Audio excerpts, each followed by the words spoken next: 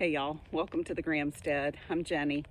Today I'm in the garden because we are 2 days out from the big giant freeze that we're gonna get. So I wanted to get out here and thoroughly insulate some of the trees that I have, specifically the trees that I put in my grocery row garden that I'm trying to get going for this coming season. So right behind me is a strawberry guava tree. I just wanted to show y'all what I'm doing to insulate my trees. All right, so what I've got going so far is we fed a tomato cage down over the base of the trunk, and then I stacked a second tomato cage. I just lined up the big hoops, stacking a second tomato cage upside down on top of the strawberry guava tree. I am now going to fill it with hay, and I even have some fabric that I'll probably wrap around it just for a couple of days when it gets down into the 20s. So, all right, this tree is all stuffed, but it is all stuffed and insulated and ready to go. A little side note here about what I'm doing. It's risky to be using hay in the garden. A lot of hay is sprayed with an herbicide that will basically poison the soil.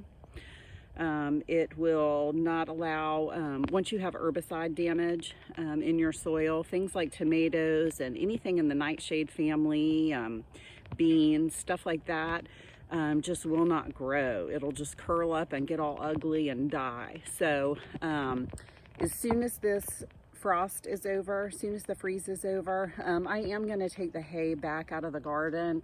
Pretty sure my cows will still eat it. That way, if it does have an herbicide in it, that way it's not going to contaminate the soil.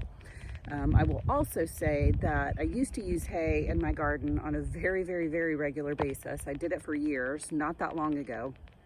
And I always got my hay from the same supplier, and they claimed that the hay was not sprayed at all. So this round bale of hay did come from that same person. So hopefully, that's still the case. Hopefully it'll be fine. I had quite a bit that I needed to get covered. So, and it kind of can double as cow food. So that's what I chose to use. Hopefully it doesn't come back to bite me, but I think it'll do a really good job of protecting some of these more tropical kind of trees. So I'm going to keep on going and keep on getting stuff covered. I'm going to do the same thing with this little lemon bush. Just kind of stuff the hay up around this tomato cage. Well, I guess all the cows think I'm setting up feeders for them.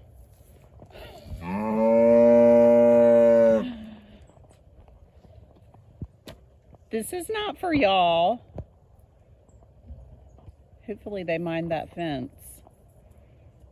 That would be bad news if they got in the garden.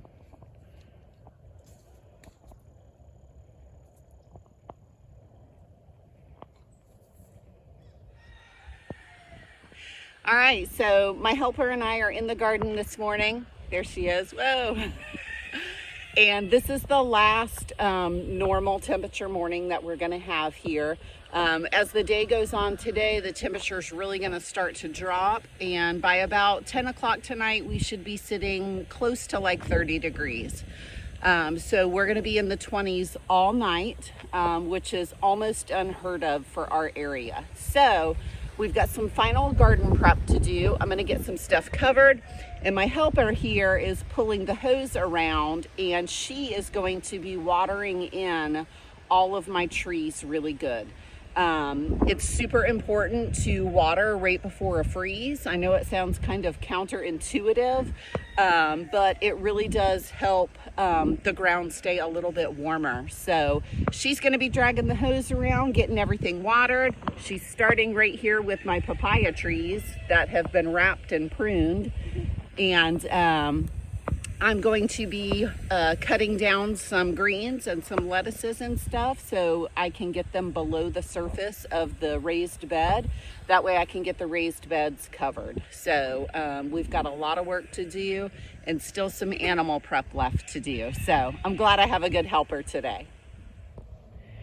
All right, this is my kale bed, and there's also some Mizuna greens in here and a couple of strawberries.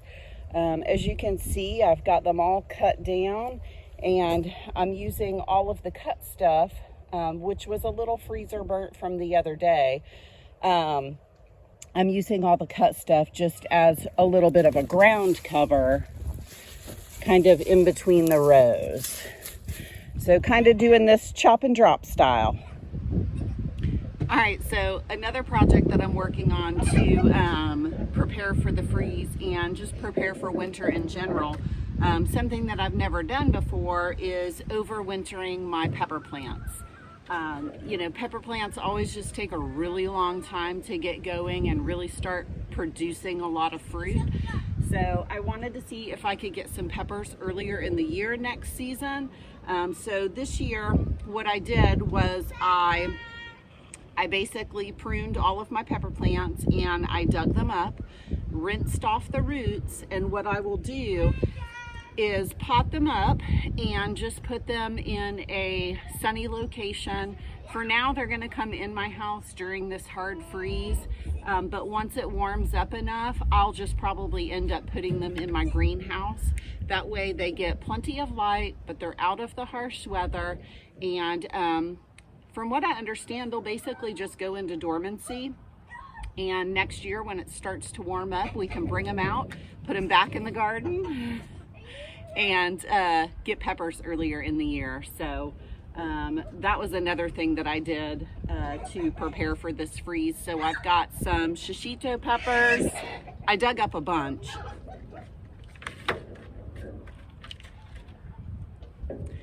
I ended up digging up shishito peppers, Scotch bonnet peppers, a mini bell pepper plant that I had, and sugar rush peach peppers. Hopefully they turn out good. All right, these are all potted up. I'm gonna move them up to the house and bring them in for the next week. And then once it warms back up, I'll put them back outside. But they are all repotted and ready to overwinter. All right, y'all, the John Deere fabric is officially busted out. Got everything covered. So we're just gonna hope for the best.